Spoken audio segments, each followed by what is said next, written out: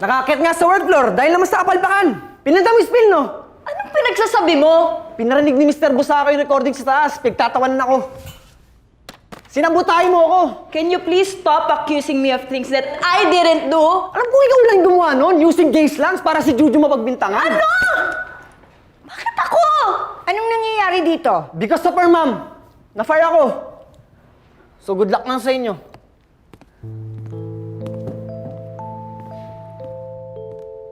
Nagigilty ako. Sis, sa palagay mo, deserve ko ba yung posisyon kahit na nananabotahe ako? I knew it! So ikaw palang nag-shred ng papers ko, no? Anong nag-shred? Ang sabi ko, nagigilty ako kasi ako yung nagpalit ng answering spills kaya na-fire si Raph. Eh, paano ba namang di ko gagawin yun? Siya yung nagbigay sa akin ng expired na cake. How did you know that? One time, nakita ko yung vouchers ng Goldie Ribbon. Actually, ako talaga nagbigay sa'yo ng cake. Family business namin yung Goldie Ribbon. Kaya ko lang naman nagawa yun kasi ikaw yung naunang nanabutahe. Never naman ako nanabutahe, no? Kaya ako lang naman nagawa yun kapag ginawan ako ng masama. Sino pala nag-shred ng papers ko? Si Raph? Hindi na. Magre-resign na lang ako dito. No. Ako yung kailangan mag-resign.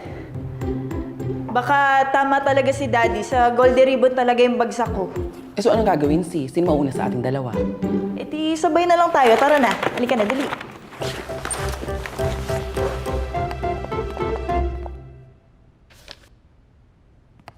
Kinuha ko lang itong notebook ko. May sentimental value kasi ito big sa akin, ex ko eh.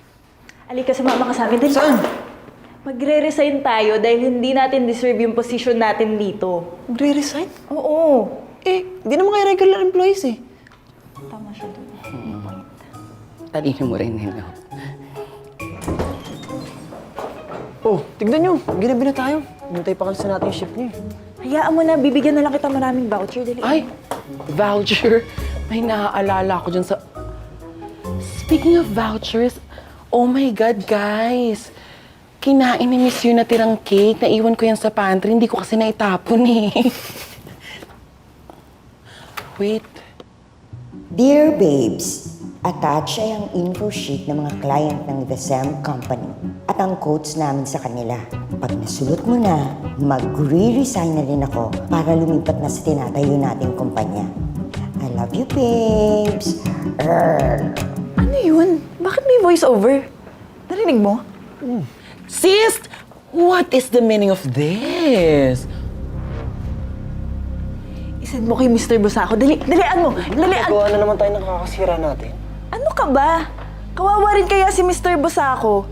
Tsaka sa isang kumpanya, pag may masamang damo, kailangan bunutin. Yan ang turo sa akin ng tatay ko. Pero di ba nga laging ang absent si Miss Yu? Mag-email lang siya, tapos ang lagi niyang closing. P.S. Babe time muna, me. Wait.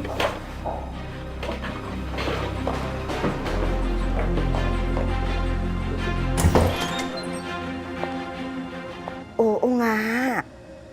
Dalawa na lang ang natitira. At ang mga tanga, hindi nila alam na ginamit ko silang instrument para masira ang kumpanya. Dalawang big clients na ang nadidisappoint nila.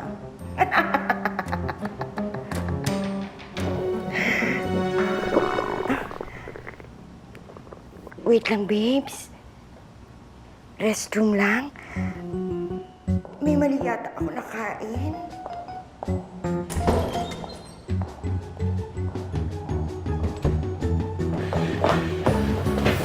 This is it. Ayan. Isend na natin to.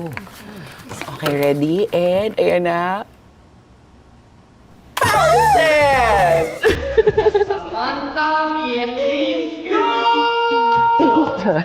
Sorry, magka-overcada ba tayo dito? Kala kasi mami niyo.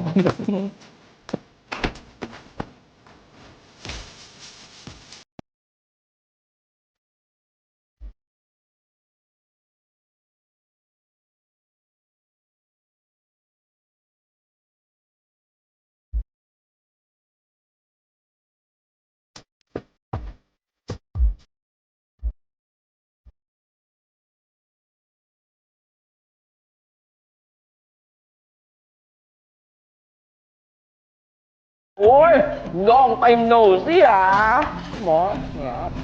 Teka, ano bang problema ni Amor? Ba't bigla na lang nag-add sa social media tsaka nagpatawag ng meeting? Parang di ka naman nasanay. Yan yun, i-invite ka, tapos open-minded ka ba, ganon, oo. Sabay-sabay tayo sa ng power dyan. Power dito. Hello, hello, hello! Oh, fresh! I know, right? Kamusta ba ang pagiging, promo girl ng Goldie Ribbon? Actually, wala na ako sa Goldie Ribbon. What?